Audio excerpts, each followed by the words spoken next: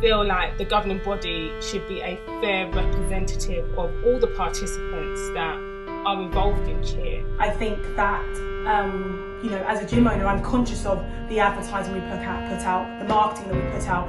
How do you handle the topic of hair as a coach? And making sure that we are not segregating, or we're not singling either people or a race or a community out of what it means to be a cheerleader. We need to be looking at ways that our athletes of colour feel comfortable in their own skin, in their own hair, and I think that's really important.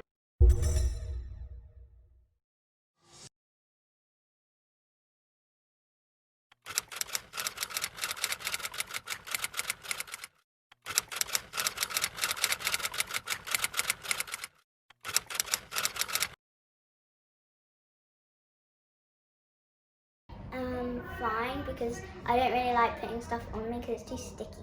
I know you don't like wearing the makeup either. Because everybody's tanning and that lot, fake tan, I'm thinking to myself, I can't tan. Does it make you feel sad sometimes that you can't? Sometimes, but I like the way that my skin is made. Good, I love that. I love the way your skin is and the way it's made. It doesn't really make me feel uncomfortable because people are normally saying, oh, you're lucky to have that skin colour because then you don't have to fake tan or anything like that. So it kind of makes me happy, like I don't have to go through that or something like that. And they're comparing me to their skin colour and my skin colour, but not in a joke or serious or like mean way. So they're like saying, oh, I love your skin colour and you're lucky that you don't have to fake tan. Honestly, it is kind of annoying because fake tan and being black are two different things, two different colors. Fake tan is orange, or like, a darker tone that is not exactly black or brown.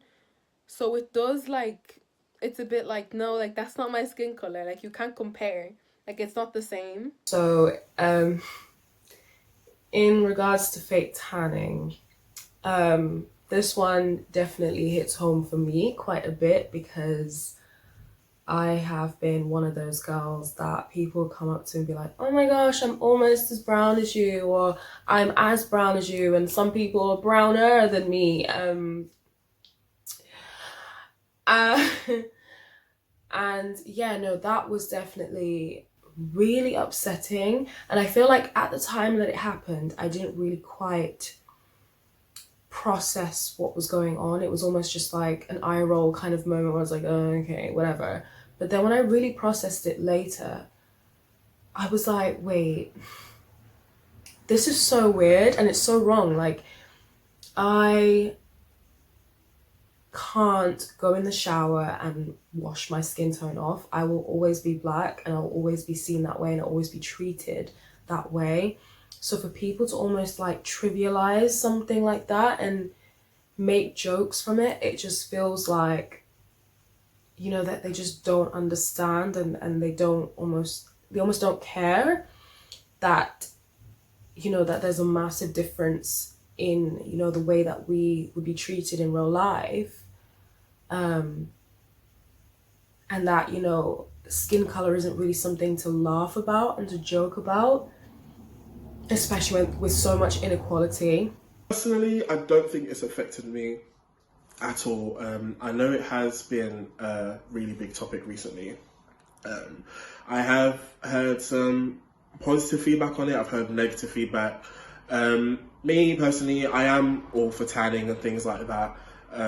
I don't really see it as an issue or a problem or any source of negativity towards it.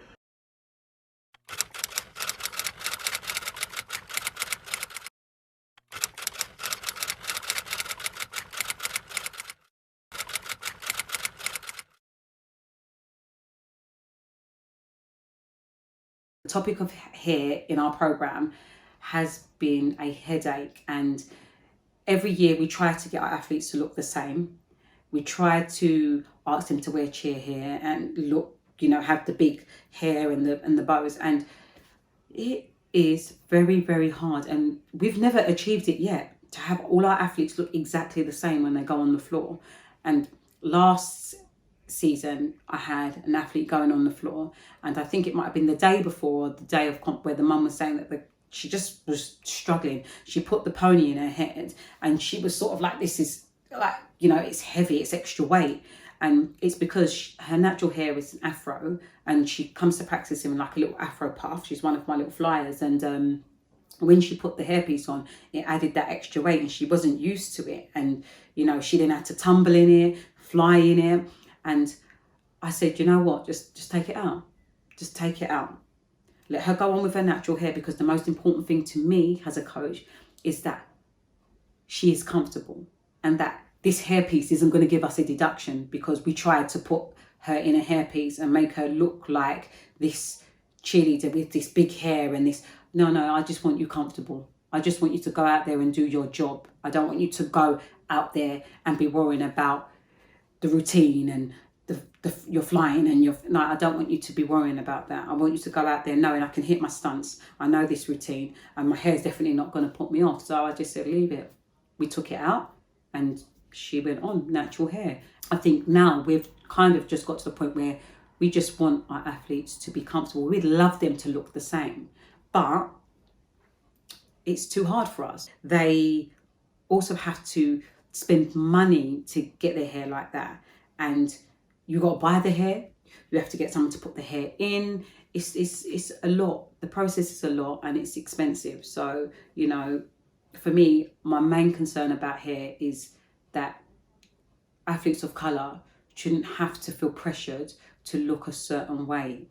We need to be looking at ways that our athletes of colour feel comfortable in their own skin, in their own hair. And I think that's really important. I do feel comfortable going to them, but I never usually have to, because if we are talking about hair, my hair texture, or like how I'm gonna have my hair for a competition will already be brought up. So it's like they'll ask me like, oh, like, are you gonna have your braids in for this competition? Are you gonna have your natural hair out? So like I never really have to approach them. It's kind of the topic just comes up already.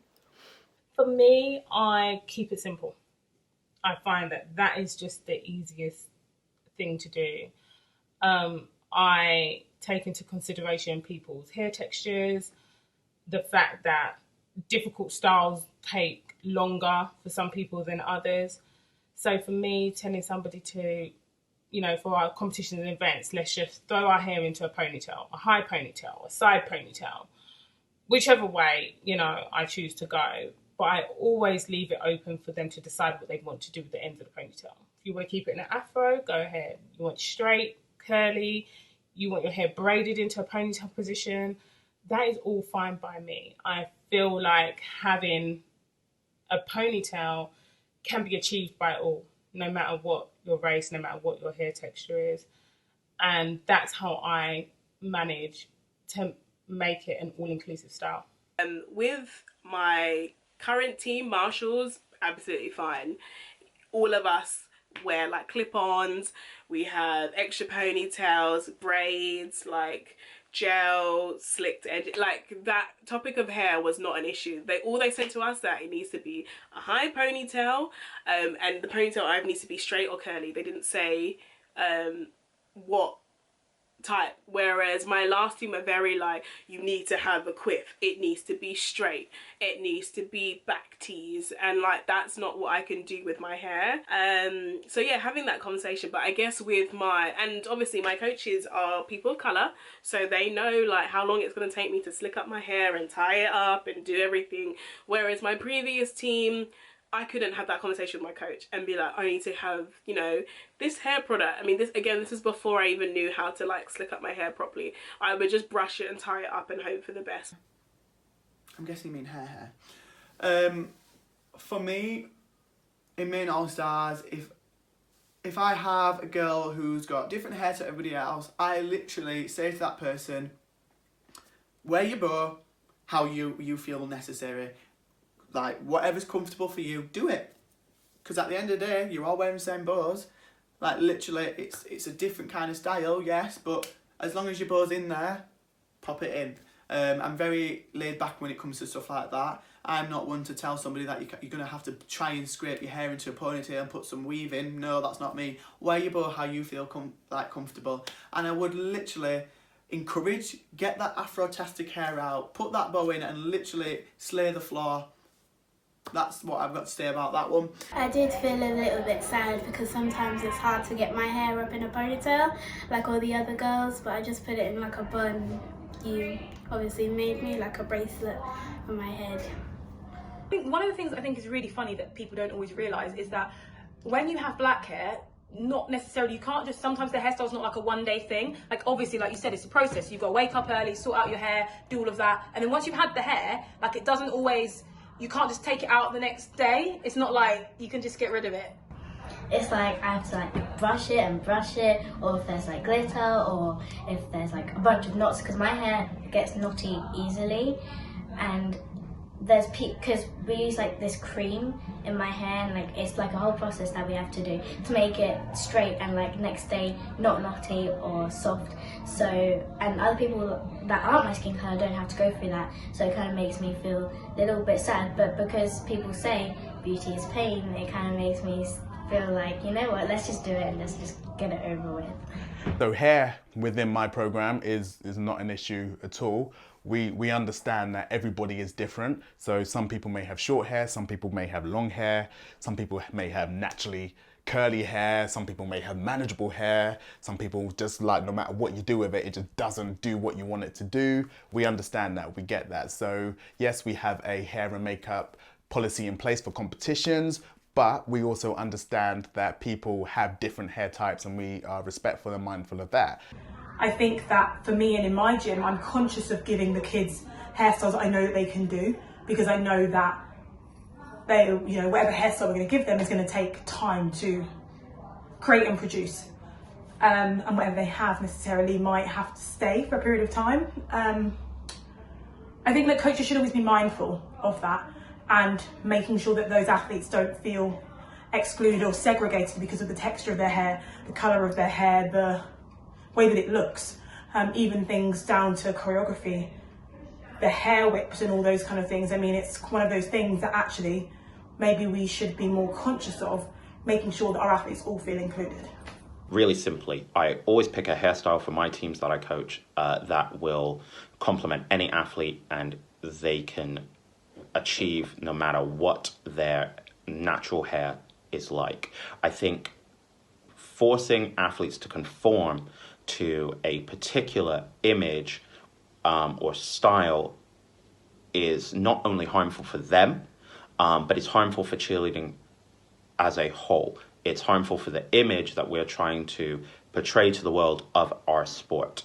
I think athletes should be able to come together and work together no matter what their hair is like, what their look is like. So it's really not a priority for my teams. I would rather be remembered for the skills that we show on the floor, the performance that we give, than having our hairstyles all look the same.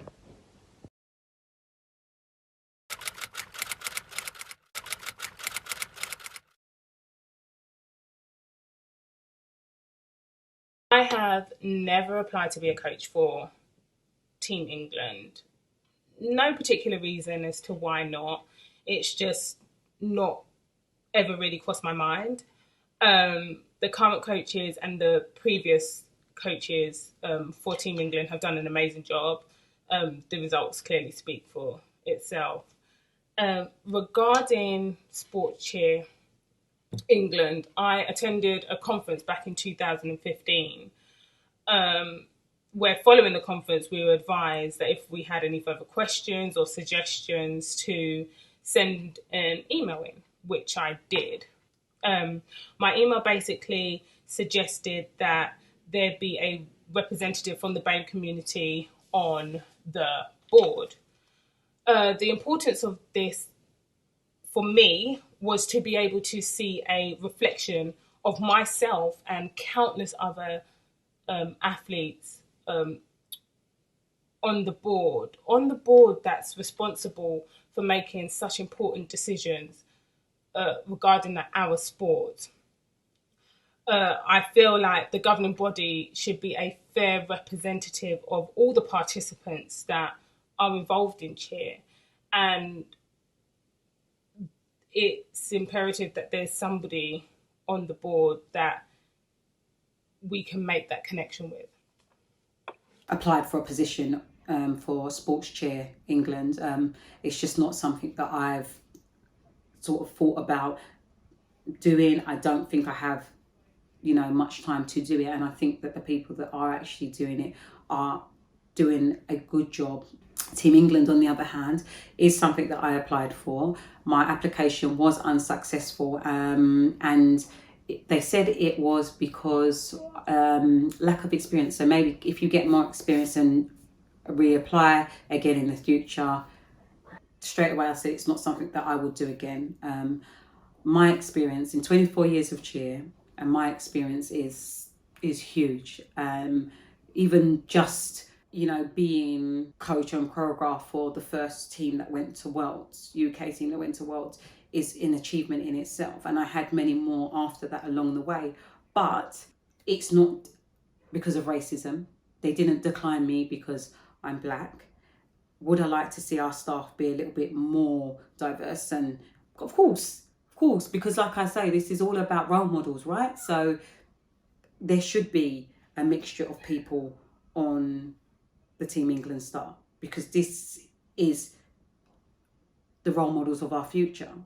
And that goes for across the whole board of cheerleading. There has to be role models of different colours. We did previously contact them about shadowing some coaching, and they advised there wasn't necessarily space for that, and sort of the team was full and they couldn't accommodate that. I think that I at times maybe felt apprehensive about whether or not I had the right skills, even though that I know that I am capable, and maybe the experience, because I do feel as though those places may be reserved for bigger gyms or certain gyms, or certain types of people within the industry. It is something that I would like to see change, and I know that I'm in a position now where I feel as though I do have something to offer. I have something to offer the rest of our industry, and I have something to bring and to give. And so even though I haven't applied in the past, I think that it is something that I would consider for the future. Reason being is just that I don't believe I'm there at that point in my journey yet. I'm quite happy where I am. I feel I have a lot more to experience, to learn about cheer, the current role that I'm in. So yeah, in time, in the future, that could potentially be an avenue that I explore. But right now, I'm happy where I am. I have applied for Team Ireland. I do not live in the UK anymore. But I have applied for Team Ireland and I was successful, so I thank God for that. Or to be on Team England staff. I didn't get the position, unfortunately. I think I applied for the junior advanced coaching position, but I didn't get the position. Why that is, I'm not entirely sure. I feel like I have the credentials to be able to coach at that level. I have the years of experience as well, but it's just the way the cookie crumbled, and the staff that they have now are amazing anyway, so yeah. In my experience, I haven't thought about trying out for Team England just yet, because I feel like I would want to increase my level in cheer before I did that. I have gone on their socials and their page just to see what the diversity is like, and so far I can only see a few people of colour, a few black girls. So yeah, I do think that representation matters, and for a lot of cheer pages, including Team England, to be a bit more diverse, because sometimes on their team it doesn't really reflect that. You know what? I really don't have the skills to be on Team England or anything, or so that's only the reason why. I can't lie, if I knew how to tumble and I was on lock, I probably would, and then moved my way to try out for Team England. Literally, I do see myself applying for roles in the future, but not yet, just because I'm very new into the coaching world and I just want to concentrate on my athletes and progressing them into the future. Well, I've actually applied for positions in both. For the last 3 years, I've tried out for a Team England co-ed premier. The first year I was unsuccessful. And then the previous 2 years, I've been fortunate enough to make the team, which is fantastic. And I've loved absolutely every single second of it. With regards to Sport Cheer England, I did apply for a position. Unfortunately, I wasn't successful in that. But if another opportunity did arise, I would certainly apply for a position again.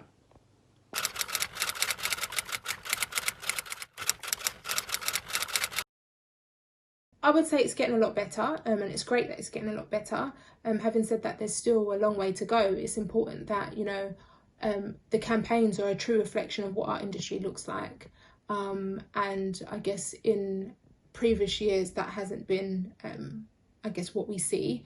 And it's important that everyone, I guess, within our industry, particularly the younger people in our industry, can see people that look exactly like them. So whether they've got kinky hair, straight hair, afro hair, weave, blonde, brown, black, everyone needs to see someone that looks like them. You know, and I would encourage brands to, you know, to make their campaigns a lot more diverse. Maybe put ads out specifically looking for I guess a black girl that has afro hair. I feel like sometimes brands, I don't know why, but they feel maybe a little bit discouraged. That might not even be the right word. But they don't necessarily seek, I guess, the different people within our industry. And I think it may be because they don't know how to approach us, maybe. I'm not too sure. But yeah, the brands need to just go out there, and if they really do want to make diverse campaigns, they need to seek the diversity. And if it's a case that they're struggling, get someone in that maybe identifies with the, I guess, the particular ethnicity group that they're looking for, and that they can do the job and get the people in and make sure that the campaign is fitting. Gotten better from when I first started watching cheer and following cheer companies and stuff. From when I first started at uni, it wasn't that present, but up until like probably the last year to 2 years, it's gotten much better. We're seeing more people of colour athletes, you know, posted on posters and everything, so that's really important. I personally feel they do not promote like 3A to 4C hair enough. Yes, they do have black girls promoting their brands, but the girls usually have sleek ponytails, a weave-in. Like, it's never their natural fro that you see. And I feel like you don't see a lot of natural fros within their diversity campaigns and stuff. It's just, you know, I wish there was a bit more of that. Well, I do normally see people with the colour of my skin doing it also, and it doesn't normally make me feel like, oh, there should be more people of my skin colour, because on Instagram or Facebook, someone's always showing me like pictures of people like my skin colour with wavy hair or with a bunch of makeup, and it doesn't normally, never crosses my mind that, oh, there should be more people of my skin colour on there, so it's like all equal and like everyone, it gets to be on there. So. In terms of cheer brands, I haven't really seen that much diversity within their campaigns. However, on like on platforms, for example, Cheer from Head to Toe or UK Uni Cheer, I have seen a lot more diversity. I do feel like this is an area within the cheerleading community that does need improvement, and I feel like there's steps are being made towards the right direction. So with more diversity, we can hopefully have more representation of athletes within the cheerleading community. Okay, I definitely feel like brands and campaigns need to use more models of colour, because I will keep stressing that this role model thing is important. These young girls need to see role models that look like them. they need to be able to look at a magazine or look at social media and see somebody that looks like them. For brands to make sure that when they're creating their campaigns, they look at their storyboards or however they're putting their campaigns together and ask themselves this question: does my campaign reach out to everybody? Can I look at my campaign and say that every athlete within inside the cheerleading world, can they look at that and say, I can see myself?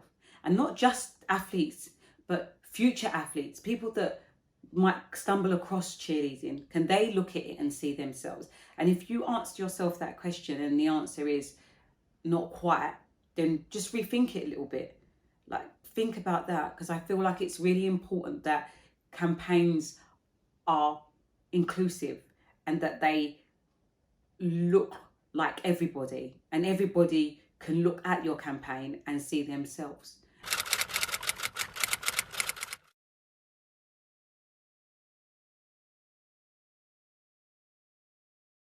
Think we could do better is definitely, I feel like we always talk about this, education. Like, it's such a simple thing. Like, we really should be pushing, for that, because there's a lot of people in our teams that, display certain behaviors, and you just think, if someone just sat them down and explained to them why that was wrong, there wouldn't actually be an issue. So I feel like education is definitely a massive thing, and also trying to encourage conversation about it, because I feel like everyone thinks it's all taboo and we can't talk about it, and everyone tries to stay away because they're scared of saying something offensive. I would rather someone come forward and say, I don't understand this, and say something slightly offensive, and then that will give the opportunity to correct certain things instead of just sort of brushing it under the carpet and being like, oh, we don't talk about that. In the same way of someone saying, oh, I don't see color, that is, don't ever say that to someone of color. It's so important that we do see color, because that's the only way we can integrate properly. If you don't see color, that means you're basically disrespecting or neglecting to appreciate and identify someone's differences. And I feel like when we understand people's differences, that's when we can attribute certain behaviors and treat people equally. That's how we make certain measures that fits everyone. My advice is really just to get out into the community and know about who you have and who you can attract to your gym. So I know certain people and certain programs from across the country may be in a community where there's only one kind of dominant demographic of people. So I know there's teams in certain areas of London where it is predominantly black. I know there's teams elsewhere in the country where their area is predominantly white, but you're not going to know that unless you get out there into the community and see, get involved in the schools. We regularly run kind of schools programs, and we touch base with kind of all athletes of all different colours and kind of sexes and ages. So yeah, just get to know your community, let them know about you, let them know that you guys exist, and attract them to you. And if your product is good, if what you are selling is good, then you will attract people no matter what they look like, no matter where they come from. No, I don't know personally what the cheer community are doing in terms of brands or organizations. I would like to imagine and feel like people are already reaching out and including the BAME community, and if you already are, that's an absolutely amazing job, and please keep doing that. If you're not, again, please try to reach out to a lot more of the BAME community, or just the generic community as a whole, and let's try to really represent equality and making sure that we are not segregating, or we're not singling either people or a race or a community out of what it means to be a cheerleader, or just a cheerleading community in general.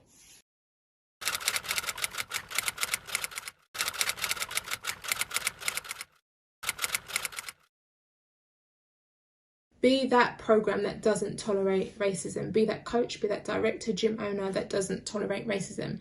Let that be known, so that if people do encounter racism in your program, they feel comfortable enough to come to you and address it, and don't feel like, oh, do you know what, there's no point me mentioning it because my director or my coach is not going to do anything about it. I think that's one of the first bits of advice that I would give. And make sure you talk about race. Where you have teams that are so multicultural, find ways to embrace each other's, differences. And that way, when you do that, you open a platform for people to be able to speak and talk about their differences and have conversations that may be uncomfortable, but a lot more comfortable because you've given people the space to do so. So for coaches coaching young athletes of colour, or any athlete of colour, any person of colour who experiences racism, 100% you need to report it, you need to let somebody know. That's something that should not be tolerated. It's something that you shouldn't have to put up with at all. So let your coach know. If you have a safeguarding lead, you can speak to them. If you don't feel that you can speak to your coach, lots of programs, especially ours, we have different policies surrounding bullying, racism, discrimination, safeguarding kids. So there is a process that is to be followed. So if that is my advice to anybody, if you are dealing with that sort of thing within your gym, within your environment, 100% speak to somebody, because it's something that shouldn't be tolerated at all and needs to be dealt with immediately. I think if we're talking about coaches, the best advice I could give is that you should show complete solidarity with all of your athletes.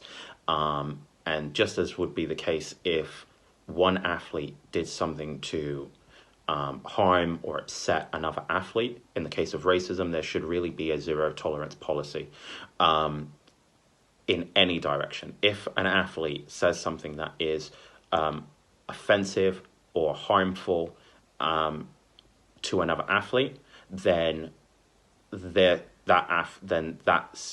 situation needs to be addressed very seriously and evaluated. And I think the athlete of colour should really have the opportunity to express their feelings and be heard, and have it taken very seriously to show that we do stand in support of you, just as we would with any other athlete.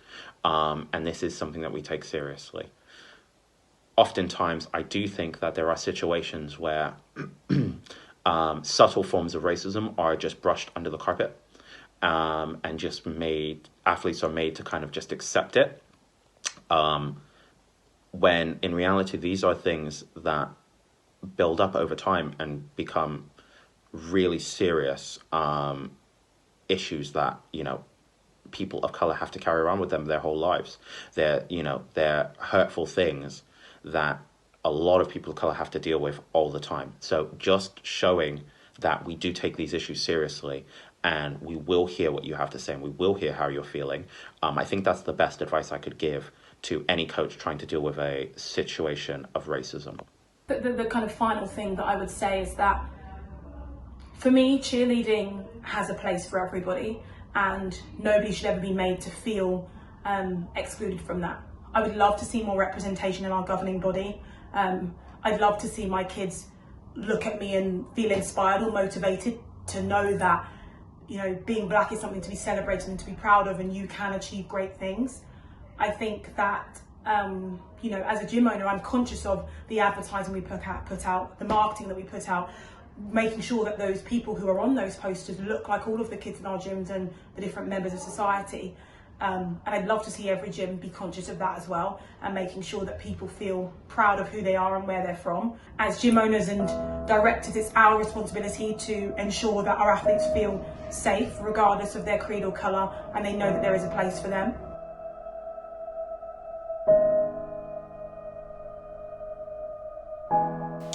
As people of colour, we need to apply for more opportunities in every aspect of this industry. And if and when we get declined, is our right, and it is part of the Information Act that we be told why we've been declined. Here at Cheer from Head to Toe, we'll be reaching out to more brands and finding out how they intend to be more inclusive and diverse. Across the Achievement Editor social media, we try and be as diverse as possible. So we're reaching out to coaches and athletes of colour to interact with us on Achievement Editor, and please submit your pictures and videos, because representation really does matter, but we can't post what we don't have. Education is key. It is our job as a community to not only educate ourselves, but also educate everyone around us about the importance of diversity and inclusion. And furthermore, take steps to make sure diversity is visibly reflected in our work. We encourage you all to have important but sometimes awkward conversations about diversity and why representation matters so much, because it truly does. Doing this can dissolve so many culturally insensitive incidents that for some people may take years to heal from and can be traumatizing. And I mean that when I say traumatizing. It's time for us to act and be the change we want to see. Talk about this. What do you want to be when you grow up, Lene? What do you want to be when you grow up? A cheer coach. Do you tell me why you want to be a cheer coach when you grow up?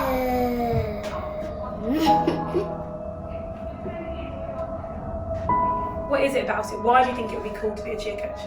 Because like hopefully people could come to it like children and they can have a great time and win lots of bids and competitions and all be happy and be a fun family.